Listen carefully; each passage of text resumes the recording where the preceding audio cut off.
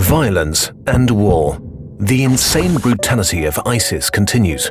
The Russians are invading Ukraine, and the Palestinians and Israelis continue to slug it out. Does that make you feel gloomy? Well, don't, because if you look at the numbers, war actually seems to be going out of fashion, while the global population is at an all-time high. It seems that we live in the most peaceful period in human history. How is this possible?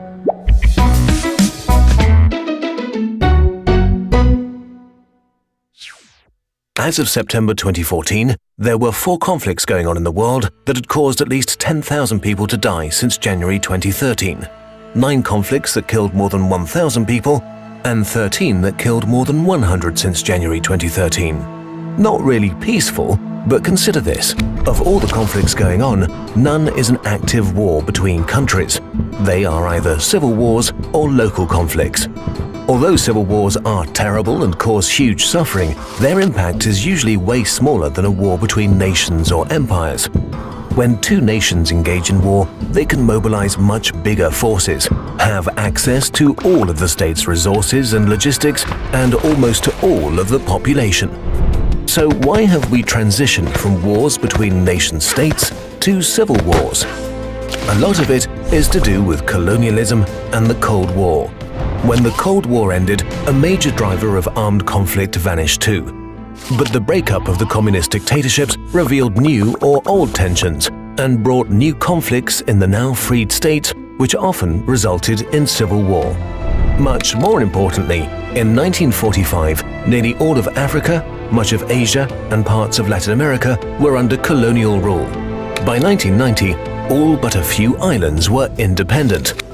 But wait, couldn't you argue that what today's multinational corporations are doing in the Third World is just as bad as colonialism? Let's look at Congo. It was established as a colony in 1885 by the Belgian king, an area 80 times the size of Belgium. Violence committed against the indigenous Congolese and the ruthless system of economic exploitation had killed about half of the population by 1908. About 10 million Congolese were executed or starved to death. Millions were mutilated and traumatized. The economic exploitation of the Congo remained the top priority, and forced labor never really ceased completely until the end of Belgian rule in 1960, which is not really that long ago. So no, colonialism was much worse than vulture capitalism is today, and it ended just 2 generations ago. Most of the conflicts that are going on right now are in areas that 60 years ago were under foreign control. But things are getting better. Until 1989, victory for one side in a civil war was common, while nowadays victories are much rarer. At the same time, negotiated endings have jumped from 10% to almost 40%. What about the rest of the world? Why have nation-states stopped attacking each other? There are 4 major reasons. 1.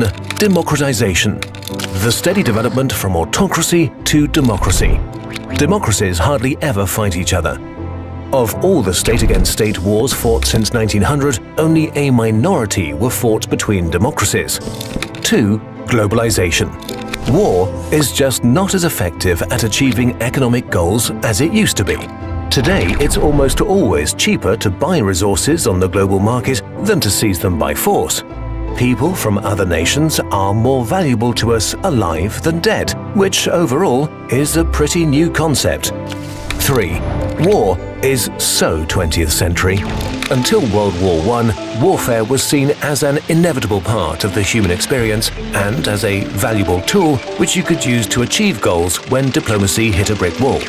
Today we have rules that declare acts of aggression illegal and stipulate that armed force is only justified in self-defense or with the authority of the UN Security Council.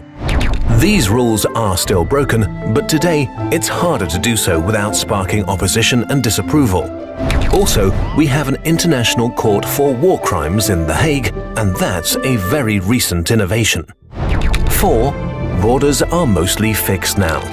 After World War II, territorial wars generally stopped when most countries pledged to accept international borders and respect other nations' autonomy. But is all of this just an anomaly, or are we on the road to lasting peace? Truth is, We don't know yet. We need a big enough sample to rule out the historical average, which is about 1 or 2 big wars per century. We just haven't had enough time since World War II to rule out the possibility that war is not going away. If we don't have one major war in the next 75 years, we can be really confident that humanity is changing. So, you see, war might be over. Yes, there are nasty conflicts going on in many places, but overall, things are getting better, and we can make them even better by speaking up for peace and democracy.